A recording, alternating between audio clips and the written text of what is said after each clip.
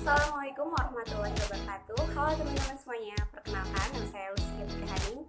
Kali ini saya akan membagikan sedikit informasi ke teman-teman semuanya. Seperti yang kita ketahui sekarang, Indonesia dan di seluruh dunia sedang menghadapi wabah virus corona atau COVID-19.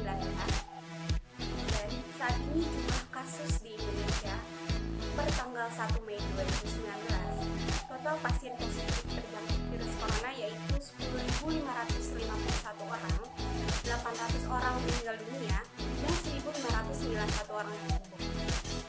Banyak himbauan dari pemerintah untuk memutus rantai penyebaran virus ini. Salah satunya yaitu kita harus mengkarantina mandiri. Kita sudah lakukan ini kurang lebih sekitar 1 bulan. Lalu pemerintah juga menerapkan aturan PSBB atau penerapan sosial berskala besar yang dimulai pada tanggal 10 April lalu diperpanjang lagi hingga sampai saat ini. Tentunya di dalam kondisi seperti ini banyak pengaruh maupun dampak yang akan terjadi, seperti di sektor ekonomi, investasi, dan yang akan kita bahas ini pariwisata, khususnya di dunia penerbangan. Untuk tahu info lebih jelasnya, tetap simak video ini.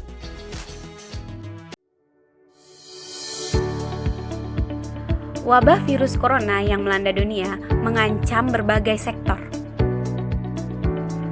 Untuk mencegah penyebaran virus corona, sejumlah maskapai penerbangan global menghentikan rute baik yang masuk maupun yang keluar dari Tiongkok. Pemerintah Tiongkok juga melarang perjalanan wisata domestik dan luar negeri. Dunia penerbangan dan pariwisata pun otomatis terkena dampak negatif. Berikut dampak wabah virus corona di sektor penerbangan global. Peristiwa ini mirip dengan wabah SARS atau flu burung. Penumpang wisata Asia anjlok hingga 40%, wabah melanda pada tahun 2003 karena harus menangguhkan penerbangan ke Singapura, Hong Kong, Taiwan, dan Tiongkok. Maskapai Asia Pasifik kehilangan 6 miliar US dollar pendapatannya. Penerbangan dan pariwisata global bergantung pada wisatawan Tiongkok.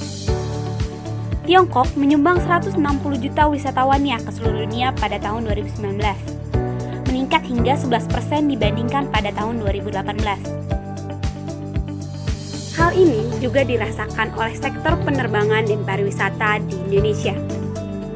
Indonesia berpotensi kehilangan devisa sebesar 4 miliar US dollar atau 54,8 triliun jika rute penerbangan Tiongkok ditutup selama setahun. Berikut tanggapan Bapak Wisnu Hutama selaku Menteri Pariwisata Ekonomi dan Kreatif.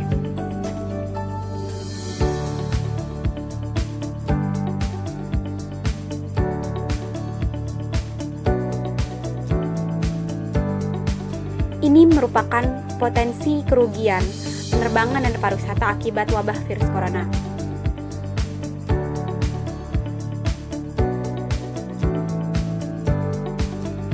Berikut penjelasan Direktur Utama Angkasa Pura II yaitu Bapak Muhammad Awaludin. Dampak cukup besar sampai dengan bulan Maret ada kemungkinan total penerbangan yang terdampak itu mendekati angka sekitar 10.000 penerbangan, ya.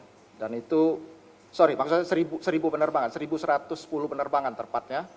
1.110 penerbangan ini akan kurang lebih berdampak cukup signifikan terhadap penurunan pergerakan penumpang internasional yang kami perkirakan khusus untuk Maret saja kurang lebih di angka kurang lebih sekitar 9%.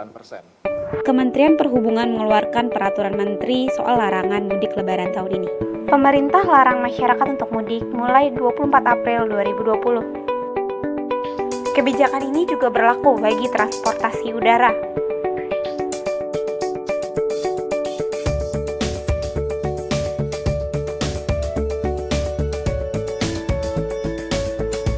Aturan ini berlaku secara menyeluruh.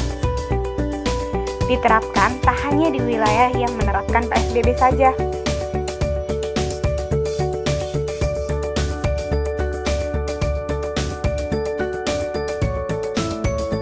Pengecualian juga untuk operasional penerbangan khusus repatriasi, pemulangan WNI atau WNA, operasional penegakan hukum, ketertiban dan pelayanan darurat.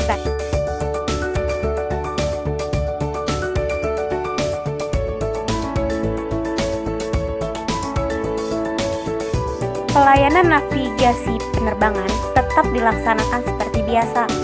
Pelayanan bandar udara tetap beroperasi juga seperti biasa. Sebagai antisipasi apabila dibutuhkan untuk angkut kargo.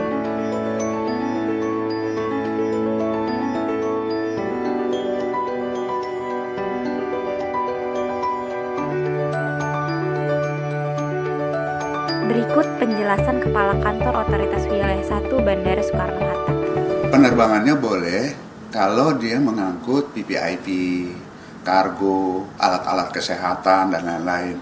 Ini boleh penerbangan ke daerah, misalnya dari Jakarta ke Surabaya.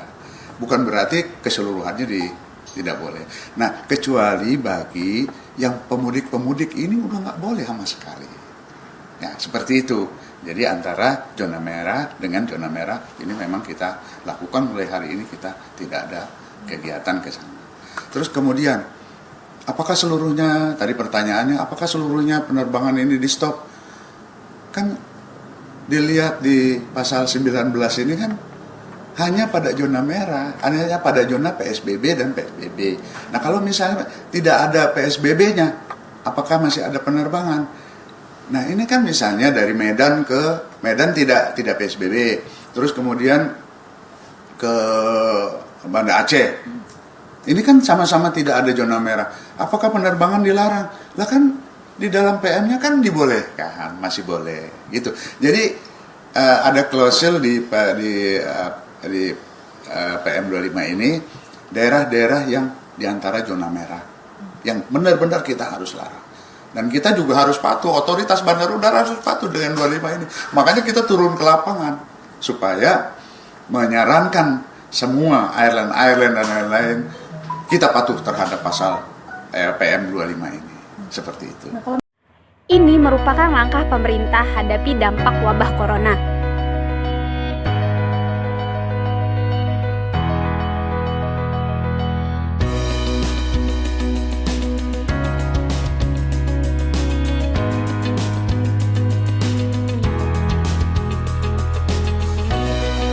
Berikut penjelasan Bapak Presiden Republik Indonesia untuk pelaku pariwisata.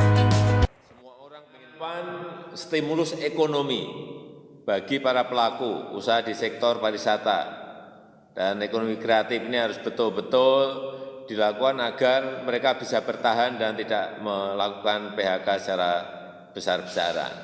Saya meyakini ini hanya sampai pada akhir tahun. Tahun depan akan terjadi booming di bidang pariwisata.